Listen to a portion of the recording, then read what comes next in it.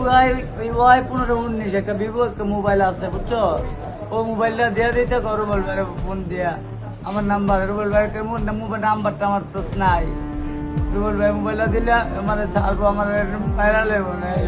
Phone করে নিজ হাতে চুরি করা মোবাইল ফেরত দেওয়ার অনুরোধ করছে চোর। বিষয়টি অবাক মনে হলেও এটি ঘটেছে রাজধানীর যমুনা ফিউচার পার্কের ঠিক সামনে। 2019 সাল থেকে চুরির সঙ্গে জড়িত রাজু। সব মিলিয়ে তার চুরি বিদ্যার বয়স 8 থেকে 10 বছর।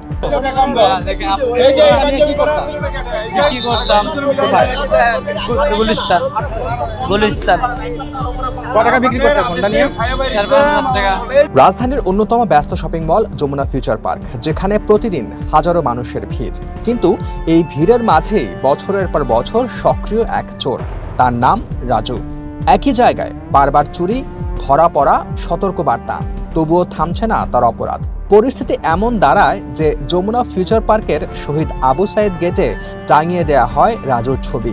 তার ঠিক উপরেই লেখা, এই মোবাইল চোর থেকে সাবধান। এখানের ছবিটা দেখতে পাচ্ছেন, এই ছবিটার মানুষ হচ্ছে ইনি। এখানে লেখা আছে মোবাইল চোর হতে সাবধান। এই দুজন হচ্ছে এখানকার একেবারে মোবাইল চোর এবং তারা এই মোবাইলটা একটু আগে চুরি করেছে।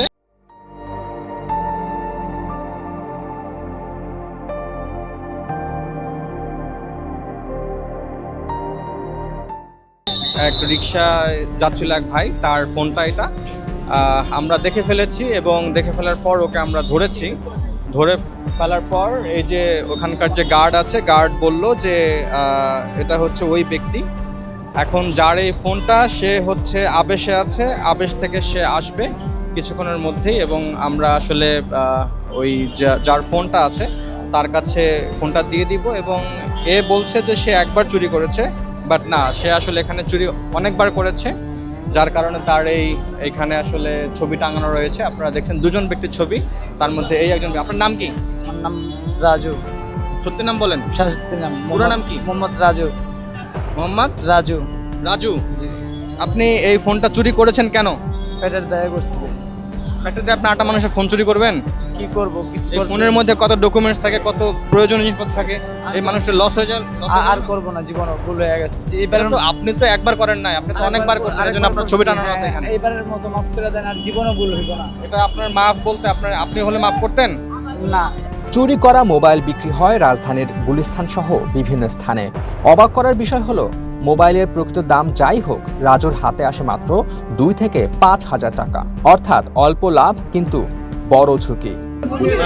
তুমি এই কাজটা একবার করো নাই, কবার করছো বলো? আরো একবার করছি। একবার করো না, একবার করলে এই ছবি তুমি আসলো থেকে ছবি উঠে রেখে দিছি। কবে? অনেকদিন আগে। কদিন আগে?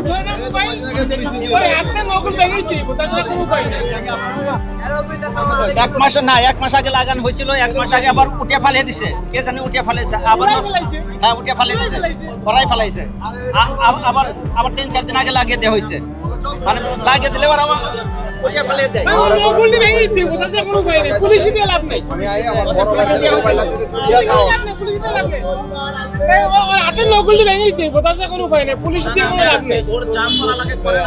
অনেকে মনে করেন আইনের যথাযথ প্রয়োগ এবং কঠোর শাস্তির অভাবই এ ধরনের অপরাধকে উৎসাহিত করছে। একই অপরাধ, একই স্থান, একই ব্যক্তি, তবুও কেন থামানো যাচ্ছে না? প্রশ্ন এখন সবার, সমাধান কবে? রুমান আকন, বাংলাদেশ প্রতিদিন।